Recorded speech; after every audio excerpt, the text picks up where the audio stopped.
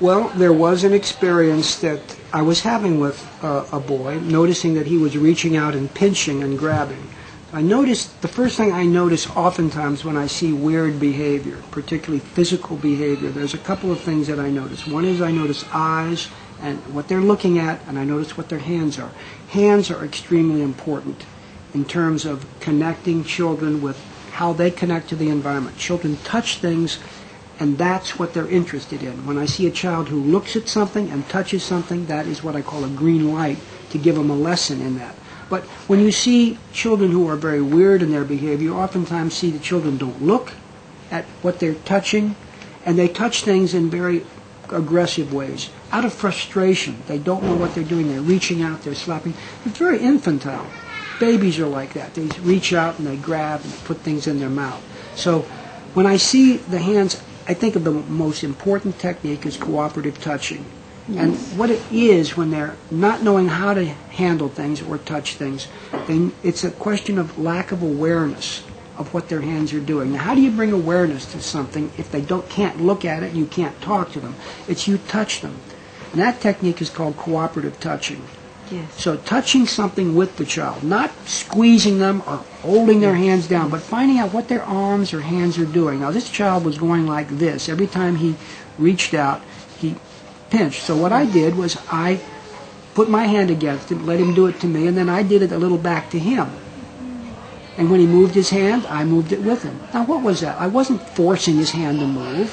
I was going with him. I was watching what he was doing, and I was doing something we might call reflective action. I was doing back to him what he was doing to me. What that was doing, that was the psychology of that was all awareness. Was getting him to be aware of what his hands were doing. As he moves his arms, I move with him. As he moves his arms, I move with him. I don't try to hold and control his arms. I'm mainly just concerned about his hands. See? Look, I'm not forcing him to be down. When his hands are up, I go up, see? It's very gentle. Very gentle. The only part that I'm concentrating on is my hands. So I let him have the movement of his hand. That's cooperative touching. That's right. It's cooperative touching. Cooperative touching. But you notice I'm holding his fingers, so he can only do that. And he just watched what I'm doing. See? He just watched what I'm doing. He can move his hands freely. He can't pinch except I pinch him up a little bit.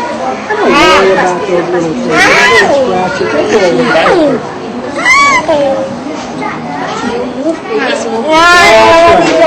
He wants his hand over there. I let him go over there, his arm.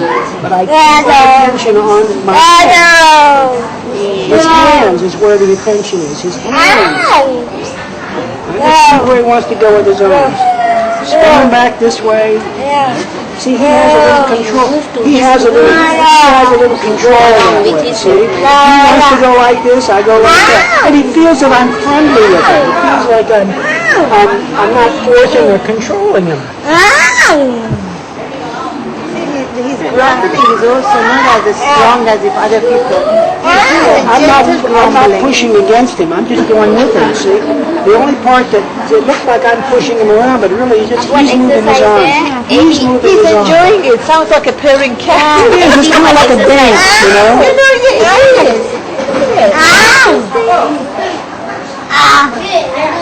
You just feel where his head wants to go.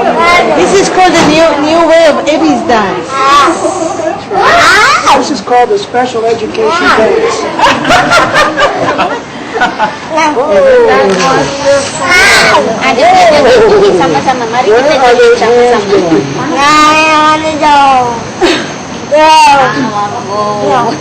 You know what? This is movie than Shabana's one. I want to dance. Check up, baby.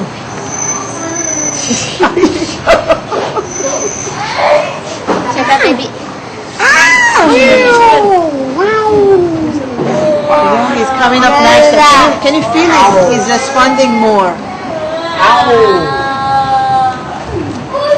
Tomorrow morning he says, Mr. Lee, what am I going to do?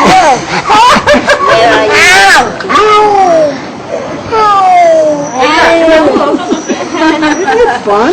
Nyanyi lah Mr. Lee, where are you? Look at this smile. And I noticed you mentioned something very important, because I used to pinch, if he pinched me, I used to pinch him back. And you said, don't make him be afraid of you, because we don't want him to stop, because he's afraid of you. That's right. You see a lot of the fear that he had. He was doing like this because he's probably been touched pretty harshly before. Yes, So you have to, that's why you touch him a lot gently. yes. Even if you're not touching his hands, you touch him gently. It all reassures him. What you're doing is you're creating a warm and friendly environment. You're creating a place that this is a friendly place to be. And he feels that. He can't hear it in words. You know, you're telling him doesn't mean anything. He's got to feel it.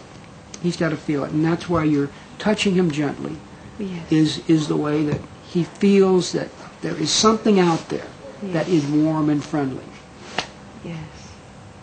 This is like magic.